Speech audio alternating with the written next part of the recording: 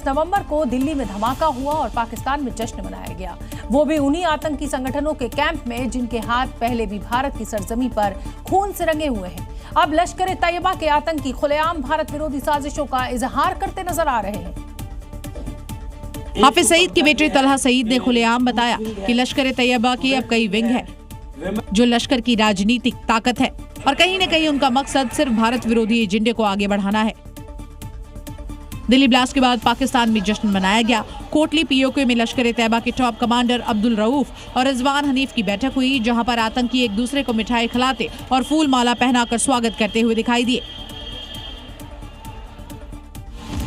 दिल्ली में धमाका और पाकिस्तान में जश्न के बाद सवाल ये है कि आखिर कब तक पाकिस्तान की सरजमी से आतंक की खेती जारी रहेगी। और दिल्ली बम धमाके के बाद पुलिस ने जांच का दायरा बढ़ा दिया है। एक के बाद एक नए खुलासे रोज हो रहे हैं। धमाके से जुड़ी जो परतें खुल रही हैं, वो हर बार एक नया क्लू छोड़ रही हैं। यानी ये प्लानिंग वो दलदल है जिसकी गहराई माप पाना अब सुरक्षा बलों के लिए एक नई चुनौती साबित हो रहा है।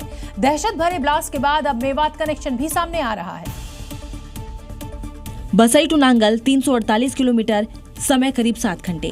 फिरोजपुर झिरका से नूह जाने के लिए 34 किलोमीटर का सफर करना पड़ता है, समय करीब 1 घंटा। नूह से दिल्ली एक्सप्रेसवे 431 किलोमीटर दूर है, जहां पहुंचने में करीब 6 घंटे 26 मिनट लगते हैं। और दिल्ली मुंबई एक्सप्रेसवे से फरीदाबाद का रास्ता 445 किलोमीटर दूर है, जहां पहुंचने में करीब 6 घंटे 33 मिनट लगते हैं। यानी आतंकियों ने ये रूट इसलिए चुना क्योंकि इस रूट पर कोई चेक पोस्ट नहीं और दहशतगर्द आसानी से विस्फोटक को फरीदाबाद ले जाकर इकट्ठा कर सकते थे, जहाँ दिल्ली धमाके से पहले 2900 किलो अमोनियम नाइट्रेट पकड़ा गया था।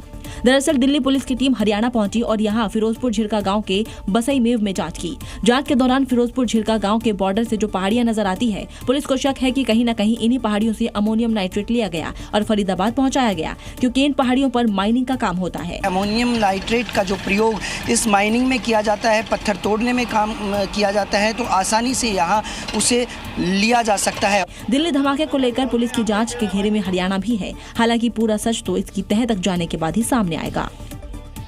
दिल्ली के लाल किले के पास हुए धमाके की जांच अब हर दिशा में आगे बढ़ रही है। आरोपी उमर की दहशतनाक मूवमेंट एक ऐसे रूट से होकर गुजरी जिसने जांच को पूरी तरह हिला दिया। दिल्ली को दहलाने के लिए इन आतंकवादियों ने फंडिंग भी जुटाई थी।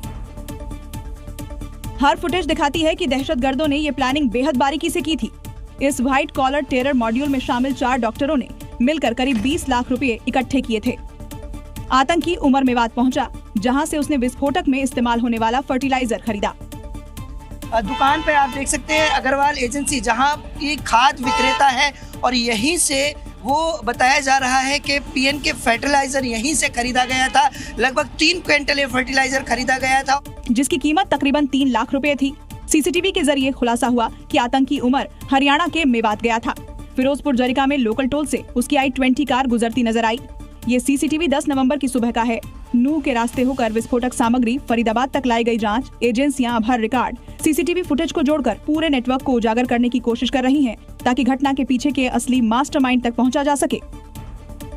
वहीं आदिल अहमद का दिल्ली ब्लास्ट से सीधा कनेक्शन सामने आ रहा है। जानकारी के मुताबिक जिस दिन लाल किले के पास एक कार में धमाका हुआ था, उसके 10 दिन पहले आरोपी आदिल अहमद राजधानी दिल्ली में मौजूद था।